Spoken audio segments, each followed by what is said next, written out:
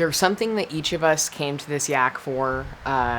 We all work towards the same goals, but we all chose to be here and continue to choose to be here for different reasons. I want to increase mentorship among the youth in our community. To expand on the group of people that were on the administrative aspect of helping the community and giving community solutions, who also have lived experience with the solutions that they are trying to problem solve. To increase connections, networking, and community within our youth by holding a quarterly youth resource fair. And a large part of it for me is that I am disabled, and I would love to see more resources that are compassionate and even available in the first place for disabled youth.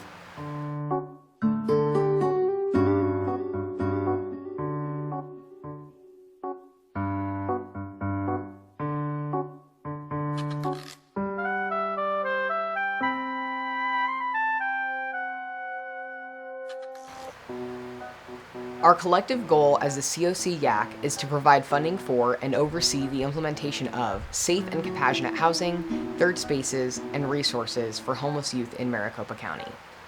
A large focus we have been working towards is collaborating with other organizations and youth action committees to build a network of youth-serving organizations who have access to adequate resources, training, and systems-level support.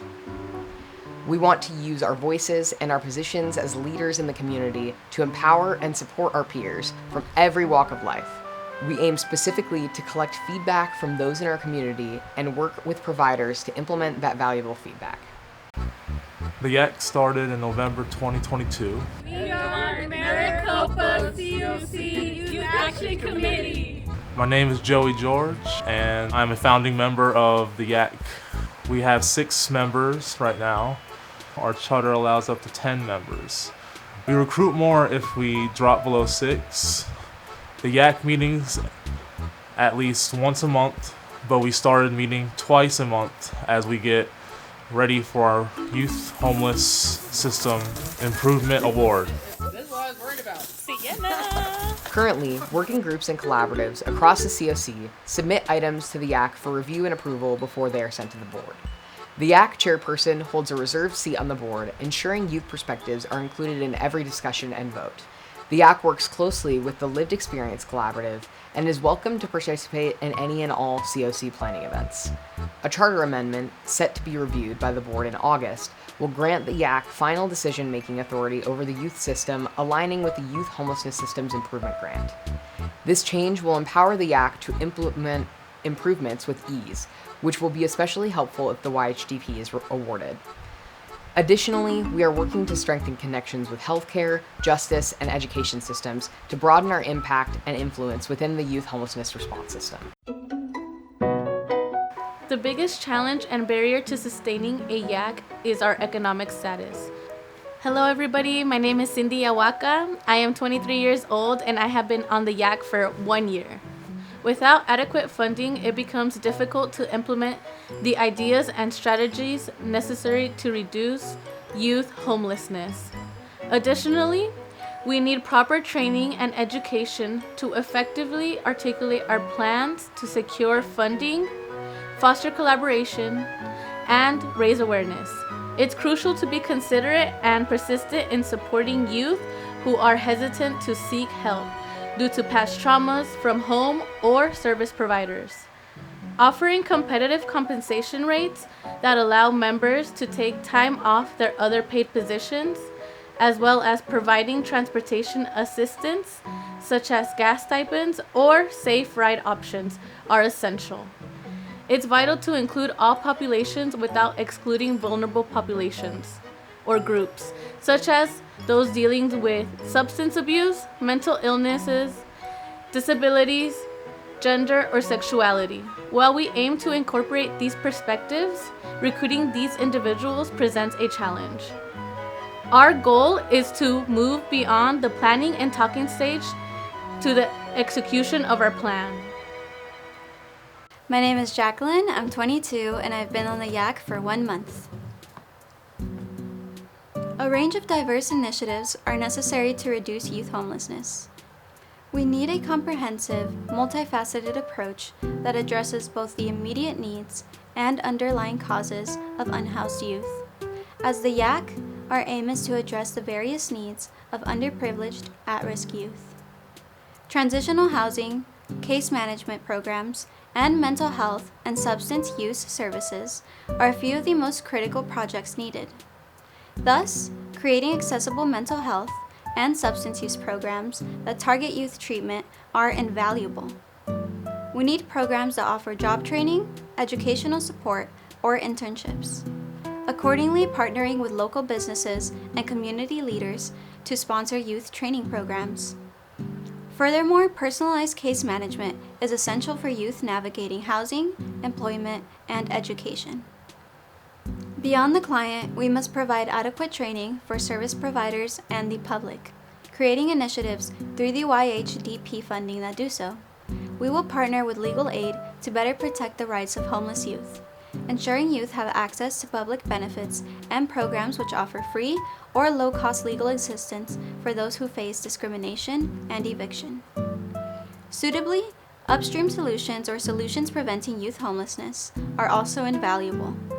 Early intervention catered to at-risk or aged-out foster care youth will prevent a large portion of at-risk youth becoming homeless. Moreover, the implementation of programs in schools to educate students about resources available for at-risk youth can help build life skills and will address practical and social stigma issues. Promotion of public services using community centers and schools allows a feedback loop, which allows youth to have a voice in the development of policies and programs that affect them. We will champion the implementation of youth boards within community organizations to aid in the planning and implementation of homelessness reduction strategies, ensuring our community's perspective and needs are considered. According to a Harvard study, using destigmatizing language in anti-poverty campaign increases the likelihood that community members will seek help. Raising public awareness and dissemination of stigma is a key part of building community support. Lastly, blighted houses that are abandoned, bought by the city, and renovated are a perfect target for future transitional housing initiative. A small community center with a bathroom or shower access can be a game changer for cleanliness, health, and surrounding businesses. Complaints from a business perspective surrounding the homeless often revolve around cleanliness, smell, or general disruption to the public. Access to public services that provide help with cleanliness can have a domino effect on social responses and employment opportunities. Youth may be helped into independent living with programs that offer temporary housing and support programs. By focusing on these aims and implementing these initiatives using the grant, we can create a robust and sustainable approach to reducing youth homelessness, ensuring young people have the support and resources they need to build stable and successful futures. If we're selected for YHDP, here's how we would define success. First, we would want to create clear visual goals by creating and regularly update visual dashboards to show our goals and progress. These visuals will keep everyone from funders to the youth we serve informed and engaged. Also, we'll stick to our funding promises by making sure all resources are used effectively. Regular reports and audits will show that the money is making the right impact. We'll bring the youth community together through events and workshops to build a strong sense of belonging and mutual support. Success will be seen in increased participation and positive feedback.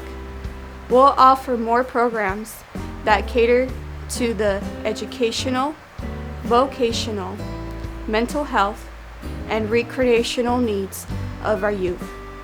We'll measure success by attendance, satisfaction, and outcomes like job placements and educational advancements. We'll establish regular focus groups led by youth to gather their insights and feedback. This will ensure our programs are relevant and effective, empowering youth to shape the services they receive. Lastly, we'll create and distribute flyers that highlight our interventions and achievements.